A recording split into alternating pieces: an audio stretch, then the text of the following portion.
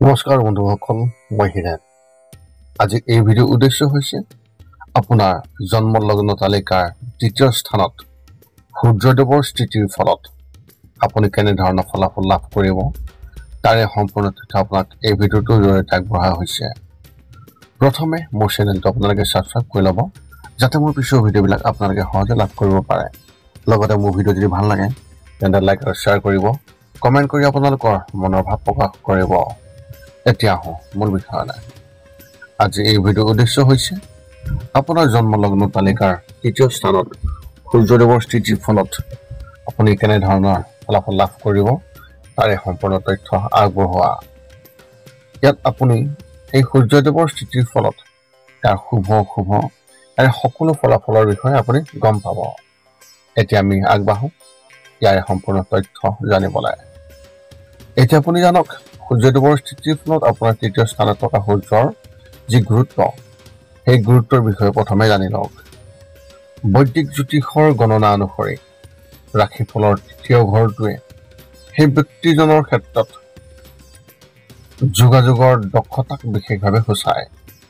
যোগাযোগ আৰু সাংবাদিকতাৰ সকলো নিয়মৰ যি তথ্য এই ঘৰতে লাভ কৰিব পাৰি। এই ঘৰটোৱে নিৰ্ধাৰণ কৰে যে আমি আনৰ সৈতে কেনেকৈ সংযোগ স্থাপন কৰিম আৰু ইয়াৰ যি ধাৰণা ইয়াক আমি কেনেকৈ বিনিময় কৰোঁ।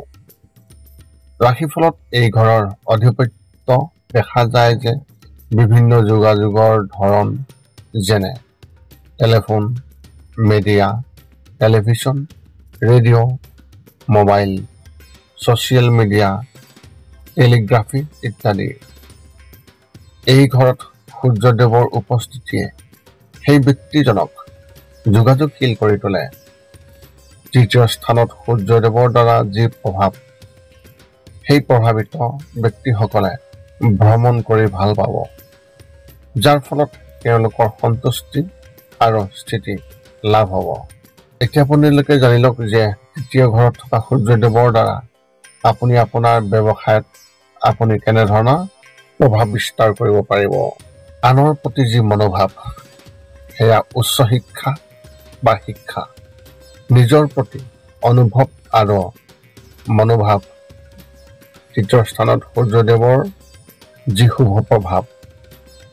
এতিয়া তৃতীয় স্থানত থকা সূৰ্যদেৱৰ ইতিবাচক প্ৰভাৱৰ কথা জানি লওক, য'ত এজন ব্যক্তিৰ মূল বৈশিষ্ট্য হ'ল তেওঁলোকৰ নিস্বাৰ্থ স্বভাৱ আৰু সকলোৰে বাবে সহায়ক।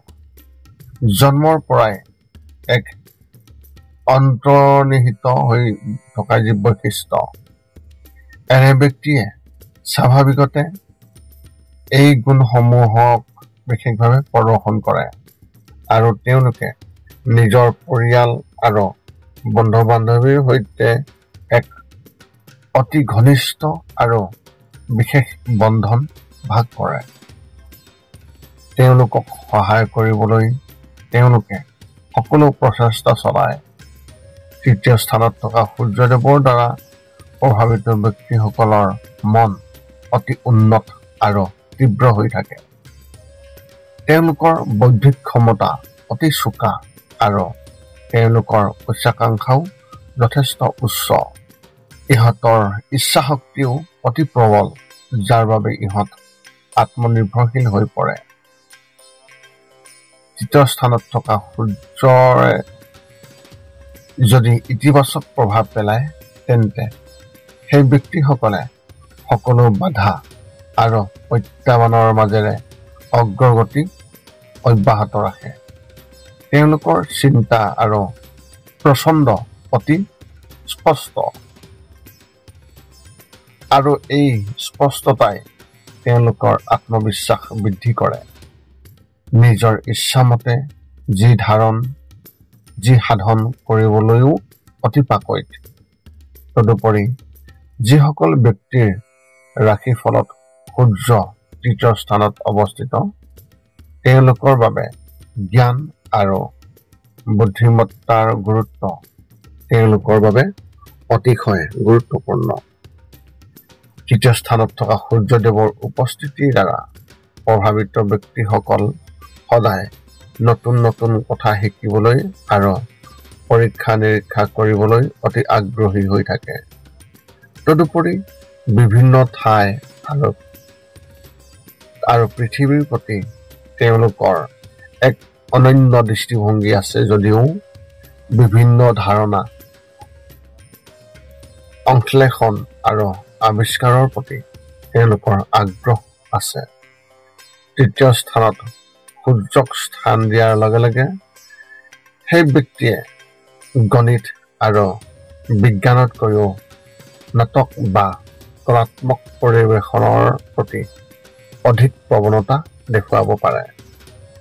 গতিকে তেওঁলোকৰ জীৱনৰ ব্যৱহাৰিক দিশসমূহ নিৰীক্ষণ কৰিলে তেওঁলোকৰ জীৱনৰ প্ৰতি দৃষ্টিভংগী বেলেগ হোৱাৰ প্ৰৱণতা থাকে।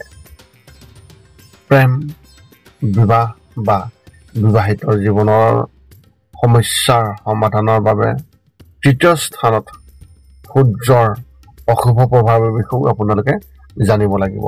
কাৰণ কিয় শুভ ফল যেনেকৈ ই দিয়ে ঠিক তেনেকৈ অশুভ ফল অৰ্থাৎ নকাৰাত্মক প্ৰভাৱো ই নিশ্চয়কৈ দিব। এতিয়া আপোনালোকে ইয়াৰ অশুভ প্ৰভাৱৰ বিষয়ে জানি লওক। সূৰ্যদেৱৰ স্থিতি যদিহে আপোনাৰ লগ্ন তালিকাৰ তৃতীয় স্থানত থাকে অনুকূল প্ৰভাৱ পেলায় যদিও ই কিছুমান প্ৰতিকূল প্ৰভাৱো আনে, যিবোৰৰ প্ৰতি সেই ব্যক্তিয়ে সাৱধান হোৱাটো অতি প্ৰয়োজন। জ্যোতিষৰ মতে এনে ব্যক্তিৰ বৌদ্ধিক ক্ষমতা অতি ভাল হ'লেও অত্যাধিক অহংকাৰ আৰু অধৈৰ্যতাৰ পৰা আঁতৰি থকাটো অতি প্ৰয়োজন। তেওঁলোকে সদায় সঠিক বুলি বিশ্বাস কৰা যি প্ৰৱণতা সেইটো নিশ্চয়কৈ থাকে, যাৰ ফলত তেওঁলোকৰ আৰু চৌপাশৰ থকা যি ব্যক্তিসকল তেওঁলোকৰ মাজত ভুল বুজাবুজিৰ সৃষ্টি হ'ব পাৰে। ঘনিষ্ঠ মানুহৰ লগত সুষম সম্পৰ্ক বজাই ৰাখিবলৈও তেওঁলোকে সংগ্ৰাম কৰিব পাৰে।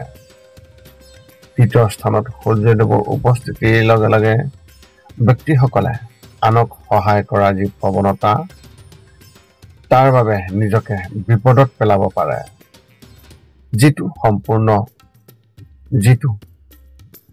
যিটো কিছুমান মানুহে হস্তক্ষেপ বুলি ধৰিব পাৰে। গতিকে তেওঁলোকে সাৱধান হোৱাটো অতি প্ৰয়োজন।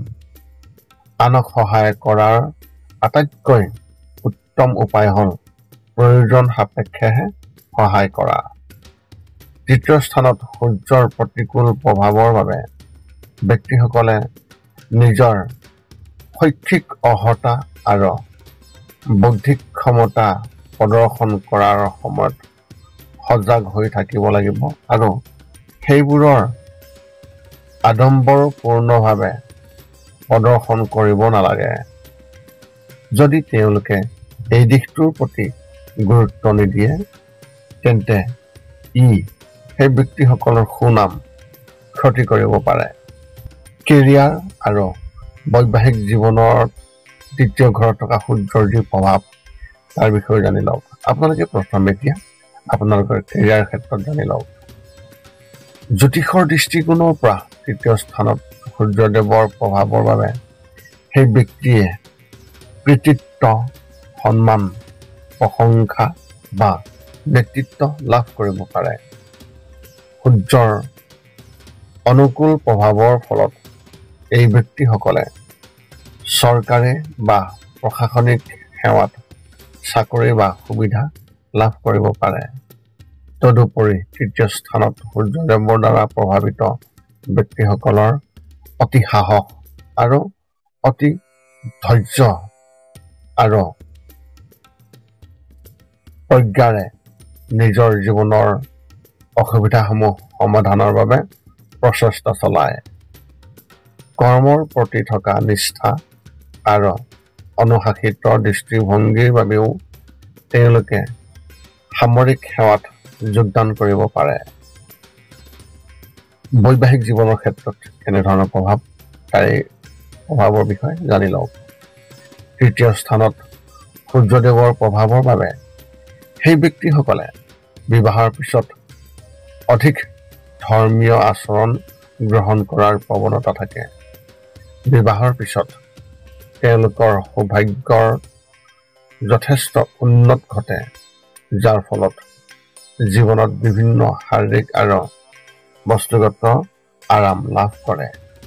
ইয়াৰ উপৰিও সেই ব্যক্তিসকলৰ বংশগত দিশৰ বাবে সূৰ্যদেৱৰ উপস্থিতিত অতিশয় শুভ বুলি গণ্য কৰা হয়।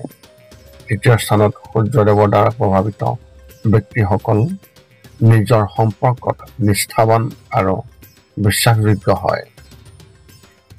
উপসংহাৰ হিচাপে আপোনালোকে জানি লওক যে জ্যোতিষশাস্ত্ৰত যিহেতু তৃতীয় ঘৰটোক যোগাযোগ আৰু চিন্তাৰ ঘৰ বুলি গণ্য কৰা হয়, গতিকে যেতিয়া সূৰ্যদেৱ এই ঘৰত অৱস্থিত হয় তেতিয়া সেই ব্যক্তিসকলৰ অতি স্পষ্ট আৰু মতামতযুক্ত স্বভাৱৰ প্ৰৱণতা থাকে। কেতিয়াবা এওঁলোকেও এনেকুৱা কথা ক'ব পাৰে যিবোৰ আনৰ শলাগ ল'ব নোৱাৰে আৰু ই তেওঁলোকৰ বাবে অসুবিধাজনক হ'ব পাৰে।